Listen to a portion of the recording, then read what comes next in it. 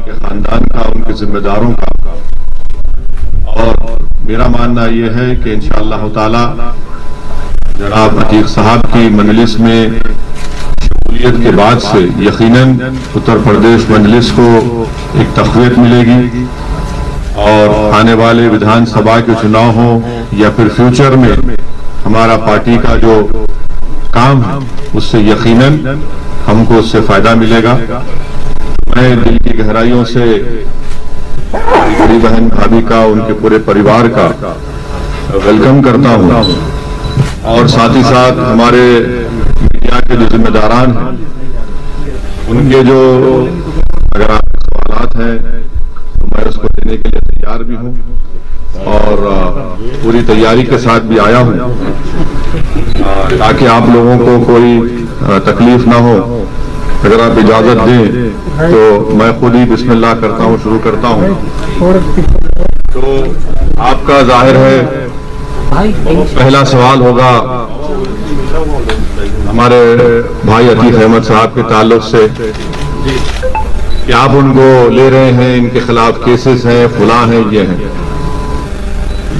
देखिए उत्तर प्रदेश में 37% जो बीजेपी के एमएलएज हैं उनके खिलाफ क्रिमिनल चार्जेस हैं।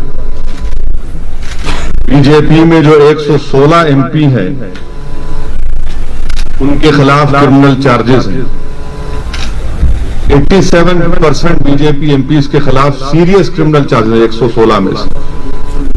जो एडीआर की रिपोर्ट है उसमें कहा गया कि BJP has most number of MPs and MLAs with cases of crime against women.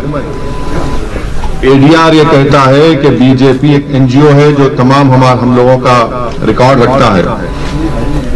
उन्होंने कहा कि बीजेपी में ऐसे कई एमपी एमएलए हैं जो इनके खिलाफ, महिलाओं के खिलाफ मुकदमा है। 30% उसमें सीरियस चार्जेस हैं उनके ऊपर। और बीजेपी की जो अलाई जेडीयू है उसमें 81% एमपीज के ऊपर क्रिमिनल चार्जेस हैं।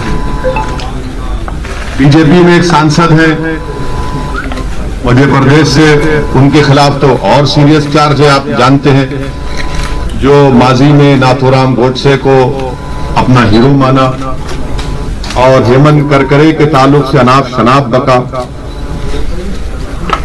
और पांचवी बात यह है कि इस साल मार्च में सुप्रीम कोर्ट को जो एमिकस क्यूरी ने रिपोर्ट दी, सुप्रीम कोर्ट को यह बताया गया कि उत्तर प्रदेश में 77 केसेस जो मुजफ्फरनगर राइट के थे उनको उत्तर प्रदेश की सरकार ने विड्रॉ किया। खुद मुख्यमंत्री योगी आदित्यनाथ ने अपने खिलाफ एक केस को विड्रॉ कर लिया और 2007 का जो गोरखपुर का केस उनके खिलाफ था, मुख्यमंत्री ने कहा कि इसकी प्रोसिक्यूशन की इजाजत नहीं देता। तो इससे एक बात और इससे बात साफ जाहिर हो गई कि जिस किसी पॉलिटिशियन का नाम प्रज्ञा होगा, अजय होगा, कुलदीप होगा, संगीत होगा, सुरेश होगा, कपिल होगा, वो लोकप्रिय नेता होगा। और जिसका नाम अतीक होगा, जिसका नाम शहाब होगा, जिसका नाम मुख्तार होगा, वो बाबुली हो जाएगा। ये रियलिटी है, इसको आप इनकार नहीं कर सकते। और अगर अतीक अहमद मुजफ्फरनगर कांड से पहले अगर कोई प्रोवोकेटिव स्पीच देते और गोरखपुर में कोई और भाषण दे देते और उसके बाद गड़बड़ हो जाती तो हो सकता या फिर उनका उस समाज से ताल्लुक होता जिसके पास सत्ता है, तो यकीनन उनके खिलाफ भी केसेस विड्रॉ हो जाते। तो ये तल हकीकत है और भारत के कानून के लिहाज से अभी तक उन पर किसी भी केस में कन्विक्शन नहीं हुआ है। और उन भाभी हमारी बड़ी बहन भी है, वकील साहब भी उनके हैं। तो ये आपको सवालात आप जो करने के बजाय मैं खुद उन सवालात का थोड़ा बहुत तजुर्बा मुझे है, इतना बड़ा नहीं है आपकी तरह। आपका और मेरा वक्त बचाने के लिए मैंने ये बात आपके सामने रखी। अब हम लोग अपने पहले मेंबरशिप का ये अतीक साहब की मेंबरशिप भी है, हमारी बड़ी बहन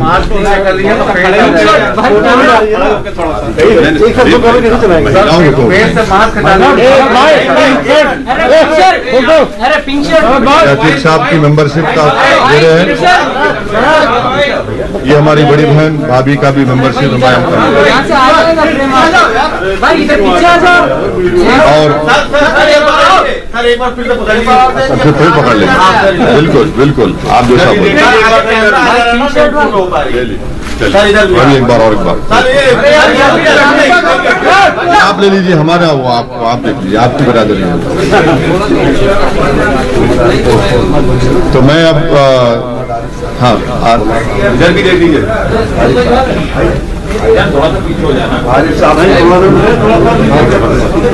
अब थोड़ी देर के लिए हमारे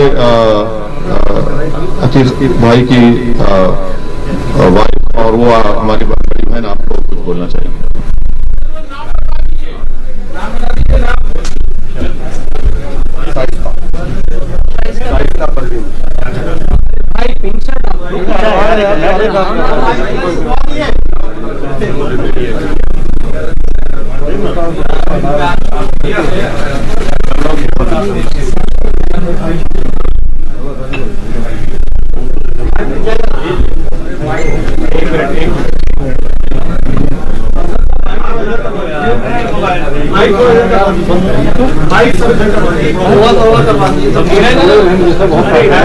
आप नहीं पूछने वाले हमसे,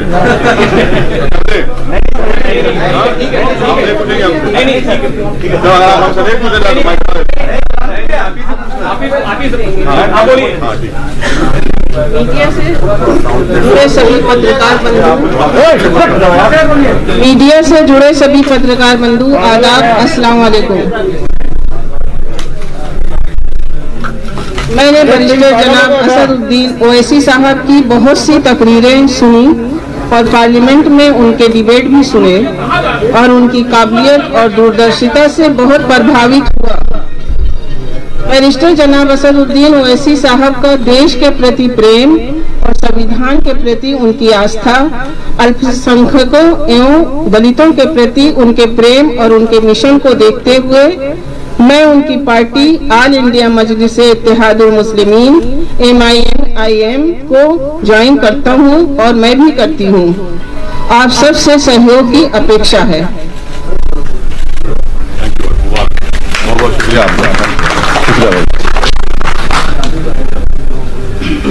चलिए अब आप लोग हाँ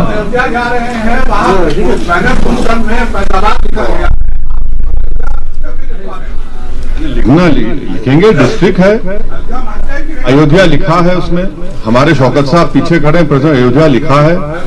नहीं नहीं, अरे क्यों, अरे भाई फैजाबाद पार्लियामेंट कॉन्स्टिट्यूंसी में अयोध्या आता नहीं आता? आता है ना, क्यों नहीं मानेंगे? समाजवादी पार्टी के विधायक, उनका कहना है कि विधानसभा में एक प्रेयर कक्ष होना चाहिए। तो जिस तरीके से बिहार बांट देना भाई, झारखंड में एक, अरे भाई वो ये इरफान साहब कौन सी पार्टी के हैं? पहले उनसे ये पूछ लीजिए कि अखिलेश यादव की राय क्या है। अखिलेश यादव अपनी मुंह से क्यों नहीं बोलते बात ये?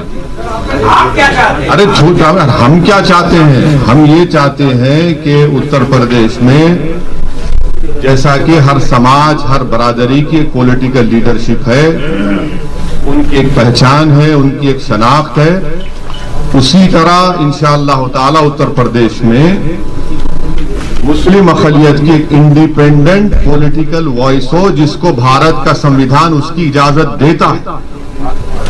ये जो मौसूफ का आप नाम लिए, ये सिर्फ इस तरह की बातें करते हैं। जब मुजफ्फरनगर का कांड हुआ, भारत की आजादी के बाद 50,000 से ज्यादा लोग बेघर हो गए। उस वक्त तो इनकी जबान बंद थी, गूंगे बने हुए थे। उस वक्त उनको उस मस्जिद याद नहीं आई जो आज मुजफ्फरनगर में वीरान हो चुकी है। तो यही फर्क है, ये चीज हम लाना चाहते हैं। जिस तरीके से आपने आजम खान साहब के स्वास्थ्य के बारे में बोला कि जल्दी वो स्वस्थ हो रहे हैं, उनकी यूनिवर्सिटी बची रहे, क्योंकि यूनिवर्सिटी सबकी है, क्या जैसे आज परिवार ने आपकी पार्टी को ज्वाइन किया है मजबूत करने के लिए, आप चाहेंगे कि आजम खान साहब भी आपकी पार्टी को ज्वाइन करें मजबूती के लिए? देखिए, मैं जो आजम खान साहब के बारे में कहा था उस पर आज भी कायम हूं। अगर आज वो जिस उलझनों में है, परेशानियों में है, तो उस तरह के पॉलिटिकल जवाब मैं नहीं दे सकता।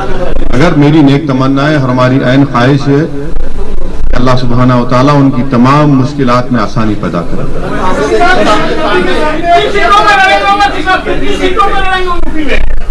हमारे उत्तर प्रदेश के प्रेसिडेंट जनाब शौकत साहब ने पहले ही आप लोगों को बताया है कि हम लोग आने वाले विधानसभा में 100 सीट पर लड़ने की पूरी तैयारी कर रहे हैं। वैसे सवाल योगी आदित्यनाथ ने एक इंटरव्यू दिया हिंदुस्तान को और उनसे ये पूछा गया कि वैसे साहब कहते हैं आप तो लखनऊ कहने या गोरखपुर के, उन्होंने कहा कि क्या उनसे एक सवाल पूछा गया तो वैसे साहब ने कहा आप तो लखनऊ के नहीं, आप तो गोरखपुर के। उन्होंने ये कहा कि एक का डीएनए टेस्ट होना चाहिए, पता चल जाएगा कौन कहाँ का। करवा लीजिए, चलिए, बाकी है तो आइए डीएनए कराते हैं, चलिए करा लेते हैं डीएनए। आप करा लीजिए, हम तैयार हैं, आप कराएंगे, आपको भी कराना पड़ेगा। अब ये नौबत आ गई कि डीएनए कराएंगे, यानी भारत के संविधान को नहीं मानेंगे, डीएनए को मानेंगे। कहिए, चलिए। Sir, RSS chief Mohan Bhagwat ने कहा कि भारत में मुसलमान इन्वेडर्स के जरिए आए हैं, इस्लाम मजहब इन्वेडर्स के जरिए आया है, और जितने भी सेंसिबल लीडर्स हैं उनको ये मांग करनी चाहिए कि जो भी कट्टरपंथ की बात करे उसका विरोध करना चाहिए, कट्टरपंथ मुसलमानों का। ये गोल मोड़ की बात हमेशा भगवत करते हैं। कभी बोले डीएनए हमारा एक है, लिंचिंग करने वाला गलत है, ये एक ही सांस में, ये तो हमेशा रंग बदलते रहते हैं ना अपना, कभी एक बात बोलते हैं, कभी एक बात बोलते हैं। ये तमाम के तमाम संघी लोग जो होते हैं वो हिस्ट्री के बड़े वीक होते हैं। हिस्ट्री अगर पढ़ लेते तो मालूम होता कि वेस्ट कोस्ट पर इस्लाम पहले आया, इन्वेडर से नहीं आया। तो हिस्ट्री में कमजोर है, तो बताना ये चाहते हैं कि वो जो आरएसएस की जो आइडियोलॉजी है, जिसमें गोलवालकर और आपके सावरकर, ये दोनों ही बताते हैं ना कि पुत्र होली लैंड और मदरलैंड की जो गुफ्तगू करते हैं, तो उसी के रोशनी में, उसी को रिक्रिएट करते हुए मोहन भागवत ने बात कही है। और मोहन, सुनिए, अरे आपको सुन तो लीजिए, इतना तकलीफ क्यों हो रहा है इनका, इनको क्रिटिसाइज कर रहे हैं। तो मोहन भागवत को जो पहली कॉन्स्टिट्यूशन की किताब बनी गई थी, जो आज भी लोकसभा पार्लियामेंट में है, उसमें मुगल बादशाह अकबर की फोटो है, टीपू सुल्तान की है, संविधान बनाने वालों ने उनकी तस्वीर डाली, उसके ऊपर क्या कहेंगे वो? तो इसीलिए कह रहा हूं कि हिस्ट्री में बड़े वीक हैं वो। आपके अलायंस पार्टनर में कहने को तो वो आपके साथ जरूर है कि वो कभी भारतीय जनता पार्टी में भी चले जाते हैं बात करने के लिए, कभी समाजवादी पार्टी में भी टच में रहते हैं, तो क्या कुछ स्टेटस क्लियर कर पाएंगे कि आप लोग उनके साथ जा रहे हैं चुनाव में कि नहीं?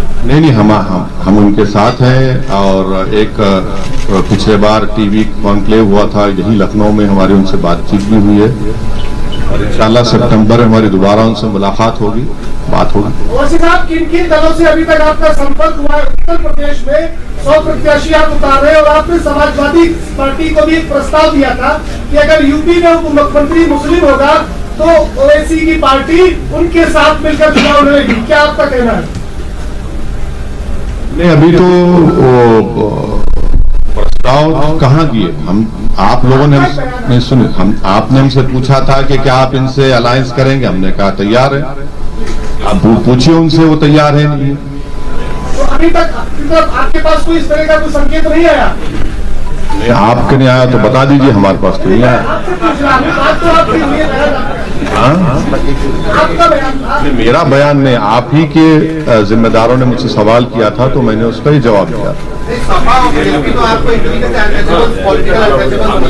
हाँ। क्यों ऐसा क्यों समझती सपा बसपा आपसे, क्यों डरती है?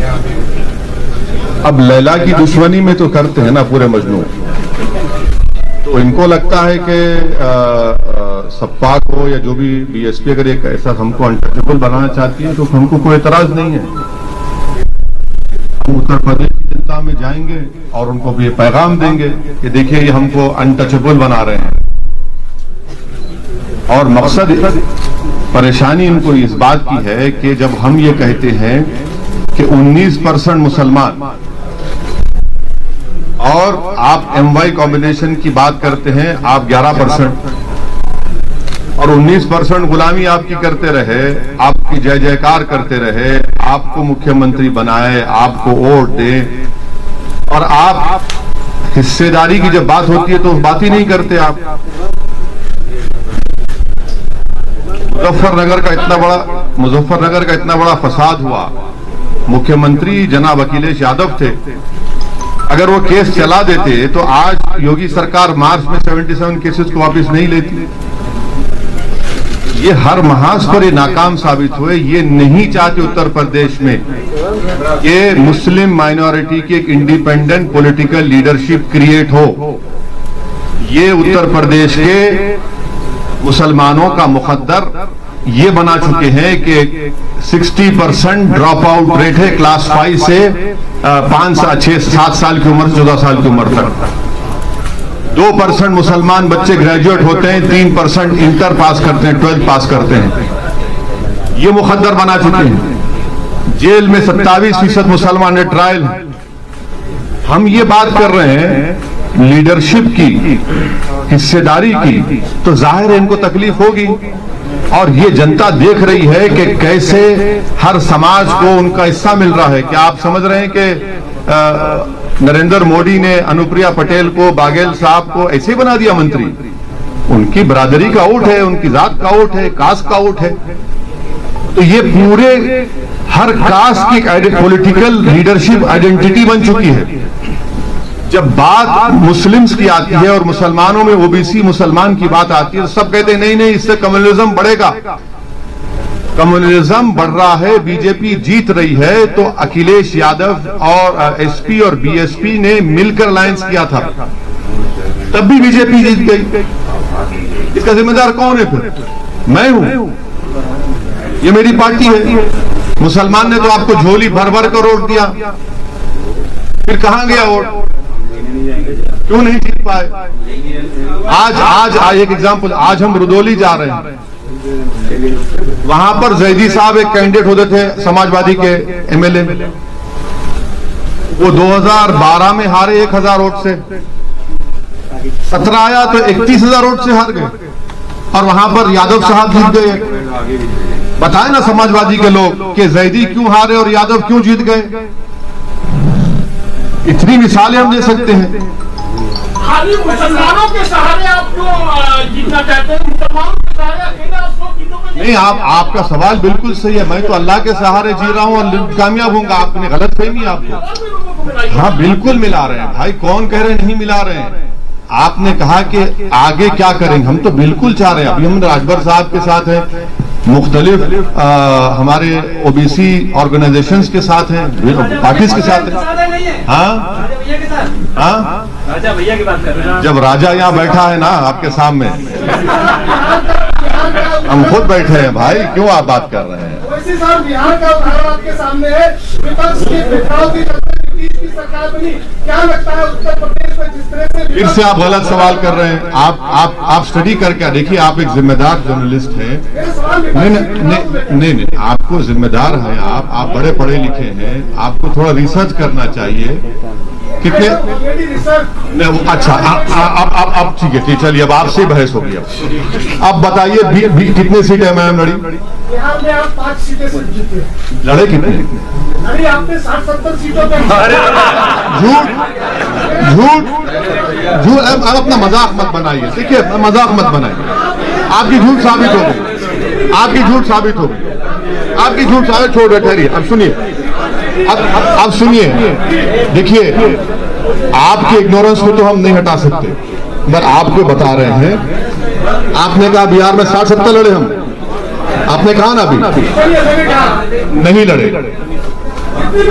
सुनिए, नहीं लड़े, 20 लड़े, 19 चलिए, जीते कितने? 5। बाकी 9 सीट पर गठबंधन जीत गया हमारे खिलाफ। फिर सवाल 5 सीट, सुनिए 5 सीट पर एनडीए जीत गया और 9 और 5 के अगर वोट्स मिला भी लेंगे आप, तब भी वो मेजॉरिटी के करीब नहीं है जो जीते वो लोग। मेरे भाई जरा रिसर्च कर लीजिए, हम थम्स अप नहीं है, वो थम्स अप लीडरों का जमाना जा चुका है। हाँ, आपका सवाल ये है, हम समझ चुके आपका सवाल ये क्या है, और हमारा जवाब ये है कि हम लड़ेंगे इलेक्शन। हम किसी के गुलाम नहीं है, जर खरीद गुलाम नहीं है कि उनको जिताएंगे। हम बहुत 60 साल से सबको जिता रहे हैं, हम जीतेंगे इंशाल्लाह। उत्तर प्रदेश का मुसलमान जीतेगा। कब तक हम इनको खंडों में बिठाकर, कभी अपना बेटा बनाकर, कभी अपना भैया बनाकर, कभी अपना नेता बनाकर, कब तक इन लोगों को जिताते रहेंगे? हम क्या कोई खैती हैं? अब हम वोट डालेंगे, हम जीतेंगे। संविधान में उनको इजाजत है, और इसमें पेट में दर्द क्यों हो रहा है? वैसे साहब, कल मोहन भागवत साहब ने पुणे में एक बार फिर से ये कहा है कि हिंदू और मुसलमान के पूर्वज एक हैं। उन्होंने कहा कि हमारी एकता ही हमारा अतीत ही हमारी एकता का। हाँ, रणबीर साहब बोलिए ना। रणबीर, आप कहाँ हैं? रणबीर भाई दिख गया, बोलिए। मैं वो जवाब दे चुका हूँ सर उस पर। बीएसपी को आप कह रहे हैं कि झोली भरकर के मुसलमानों ने वोट दिया। दोनों को पिछले 2019 के लोकसभा के चुनाव में CSDS का डेटा है 2019 का कि 70% मुस्लिम्स वोटेड फॉर, 70% मुसलमानों ने बीएसपी और सपा को वोट दिया, और 50% के ऊपर हमारे हिंदू भाइयों ने बीजेपी को वोट दिया। ये मैंने कहा।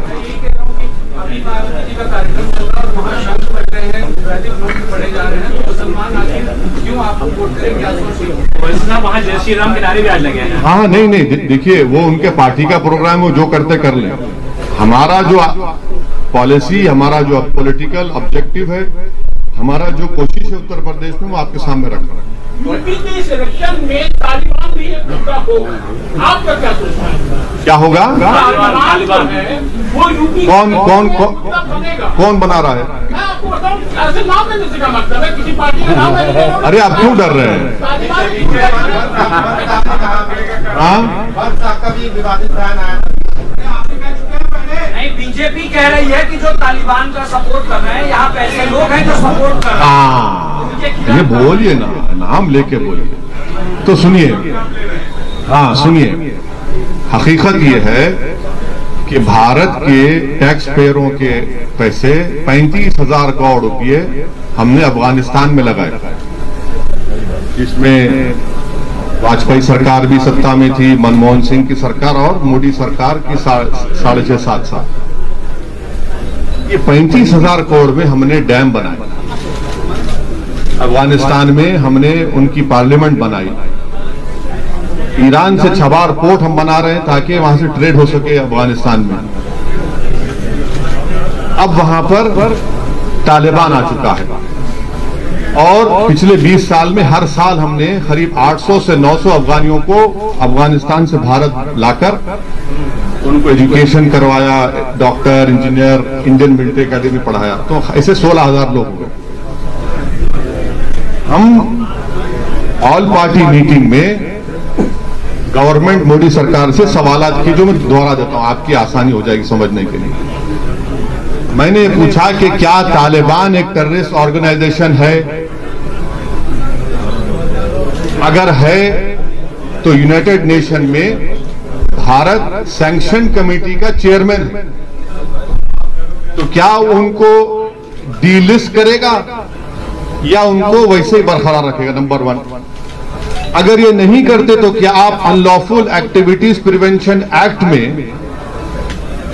आप उनको टेररिस्ट लिस्ट में शामिल करेंगे, नहीं करेंगे? आप बताइए ना। और अगर ये भी नहीं करते तो फिर उनको खामोश रहना चाहिए, इस तरह की वाहियात बातें ना करें। जो उनको अपोज करा उसको ये नाम पुकार देंगे। आप सत्ता में हैं। ये सवालात मैंने ऑल पार्टी मीटिंग में भी किए, पब्लिकली भी किया हूं, और आज आपके सामने कर रहा हूं। और मेरा मानना यह है कि अफगानिस्तान में जो तब्दीली आई है वो भारत के लिए ठीक नहीं है। पांचवी बात सुन लीजिए, कल का हिंदुस्तान टाइम्स अखबार, उन्होंने एक CIA के ऑपरेटिव चीफ जो अफगानिस्तान में अमेरिका की सीक्रेट एजेंसी, गुप्त एजेंसी के वहां पर जिम्मेदार थे, उन्होंने अपने इंटरव्यू में हिंदुस्तान टाइम्स को कहा कि भारत ने भारत के मुसलमानों को दूर करके, उनको एलिनेट करके बहुत बड़ी गलती की। ये अफगानिस्तान के पस मंजर उन्होंने कहा, मैंने नहीं कहा ये। उन्होंने अपने इंटरव्यू में यह भी कहा कि भारत में ये रिलीजियस और नेशनलिज्म के नाम पर जो कुछ हो रहा है ठीक नहीं है, उनके अल्फाज हैं।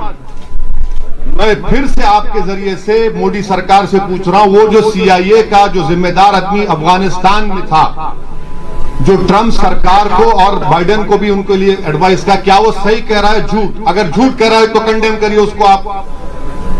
ये हमारे सवालात हैं। और जो कुछ अफगानिस्तान में हुआ है और होने जा रहा है, उससे पाकिस्तान को फायदा हो रहा है। बहैसियत एक इंडियन के ये हमारे लिए फ्यूचर में ये चैलेंजेस पैदा हो सकते हैं, जिसको सरकार को जवाब देना है। वैसे साहब आसान सवाल पूछ लेता हूं। नहीं, आप मुश्किल पूछिए ना। आप कोई मैथ्स के टीचर तो नहीं है हमारे। आपको अप्रोच करते हैं IMIM को, तो क्या आप उनको अलायंस के लिए तैयार होंगे? किसके? सपा और बसपा अगर आपको अप्रोच करते हैं कि अलायंस कर लेते हैं साथ में? सर पहले उनको अप्रोच तो करने दीजिए, हम तो बात करेंगे। हम तो बोल रहे हैं हम बात करने तैयार है, वो बात तो करें ना सर। वैसे साहब एक सवाल मेरा है कि जितनी भी विपक्षी पार्टियां हैं उत्तर प्रदेश में, जितनी भी विपक्षी पार्टियां हैं उनके पास संगठन है, समाजवादी पार्टी, बसपा पार्टी, कांग्रेस, जो भी है। आपको लगता है हमारे पास नहीं है? आपको लगता है हमारे पास नहीं है? उत्तर प्रदेश में सर आपको एक दिन हम अपनी गाड़ी में लेकर फिरेंगे, 20-10-15 जिला लेकर जाएंगे और आप थक जाएंगे, इतना फिरेंगे हम। आपको बताएंगे संगठन कहाँ है। बिल्कुल है संगठन। आप अगर आप बात कर रहे हैं, एक मिनट, अगर आप बात कर रहे हैं 2017 की, तो यकीनन मानता हूँ। मगर पिछले 2.5-3 साल में मैं, हमारे पार्टी प्रेसिडेंट शौकत साहब और तमाम जिम्मेदारान, डॉक्टर साहब हमारे उत्तरवाला के कैंडिडेट हैं, उन सब ने बहुत से करीब 40 से 50 जिलों में संगठन को अच्छी तरह मजबूत किया, बूथ लेवल तक बनाने की कोशिश की है। संगठन है। 5 साल पहले नहीं था, मैं मानता हूं उस बात को, मगर अब है। लेकिन पिछड़ा वर्ग जो है, OBC है और अल्पसंख्यक जो है वो रोडों पे दिखे, लेकिन आपकी पार्टी उनको समर्थन करती नजर नहीं है। रोडों पे दिखे? अभी भी रोड पे है। किसने पार्लियामेंट में CAA का बिल फाड़ा? नहीं, एक मिनट, अखिलेश यादव ने फाड़ा, कांग्रेस ने फाड़ा। कौन? किसने राह दिखाई कि ये CAA का कानून 2 मजहब के लोगों को, मजहब की बुनियाद पर देश को कमजोर कर रहा है? हमने कहा। आज भी हम साथ हैं। हम आपको ये कहना चाह रहे हैं कि जरा हमारे नजरिए से बात को देखिए। इसी आपकी बात, आपका सवाल सही है, मगर वो सवाल में सच्चाई नहीं। वैसे साहब योगी आदित्यनाथ के लिए आपने कहा कि इंशाल्लाह योगी को मुख्यमंत्री नहीं बनने देंगे। आप चुनाव लड़ रहे हैं 100 सीटों पर, फिर मुख्यमंत्री कौन बनेगा और मैथ क्या है? देखिए, आप जानते हैं बीजेपी के एक MP हैं पाल साहब, जी जानते हैं ना? पाल साहब बने थे ना मुख्यमंत्री। हम भी तो पॉलिटिकल स्टूडेंट हैं, ये पॉलिटिकल स्टूडेंट है। कर्नाटका में येदियुरप्पा बने, होता है भाई, हो सकता है, इंशाल्लाह क्यों नहीं होगा। हमारा ऑब्जेक्टिव है कि उत्तर प्रदेश से बीजेपी को हराया जाए। हमारा कोशिश होगी इंशाअल्लाह ताला कि उत्तर प्रदेश से हम MIM के विधायक बने। हमारी कोशिश होगी कि अतीक साहब और भाभी और जो भी उनके परिवार लड़ना चाहेगा वो विधायक बनकर जाकर उत्तर प्रदेश में जोर से नाइंसाफी के खिलाफ आवाज उठाए। तो ये हमारी कोशिश होगी, ये हमारा ऑब्जेक्टिव है। इसमें बुरी बात क्या है? इसमें तकलीफ क्यों नहीं? क्या बात? नहीं, 100 सीटों का चुनाव लड़ना। अरे भाई, हमने कहा कि 100 सीट पर तैयारी हो रही है, तो हमने कहा कि 100 से बढ़ेंगी, हो सकता है। सर आप भागीदारी संगठन मोर्चा में है, बिल्कुल आपकी पार्टी क्यों नहीं देंगे? क्यों नहीं देंगे? बराबर देंगे। OBC हमारे भाई है, दलित हमारे भाई है, क्यों नहीं देंगे? बराबर देंगे। एप्लीकेशन भी है, बहुत से लोग अप्लाई करें, बिल्कुल देंगे। इंशाल्लाह जीतेंगे, वोट भी मिलेंगे। OBC समाज के लोग रिजर्वेशन के खिलाफ लेकर प्रदर्शन कर रहे हैं लखनऊ में। OBC समाज के लोग रिजर्वेशन को लेकर प्रदर्शन कर रहे हैं। नहीं, 69,000 शिक्षा भर्ती। आपकी पार्टी का क्या स्टैंड? वो ये कह रहे हैं, हमने पार्लियामेंट में कहा कि OBC समाज का सेंसस होना चाहिए। बराबर होना चाहिए। मुसलमानों में भी ओबीसी है, उनका भी सेंसस होना चाहिए। और 50% आबादी को 27% क्यों देंगे रिजर्वेशन, और जो 20% है उनको 50% रिजर्वेशन मिल रहा है। और भारत के प्रधानमंत्री नरेंद्र मोदी को कहते हैं कि मैं ओबीसी हूं। ये कौन सी मोहब्बत और वफा की बातें प्रधानमंत्री कर रहे हैं। तो देश में कास्ट सेंसस होना चाहिए, और सेंसस की बुनियाद पर ही तो आप पॉलिसी बनाते हैं ना। और भारत को आजाद होकर 70 साल हो गए, तो सेंसस क्यों नहीं होगा ओबीसी का?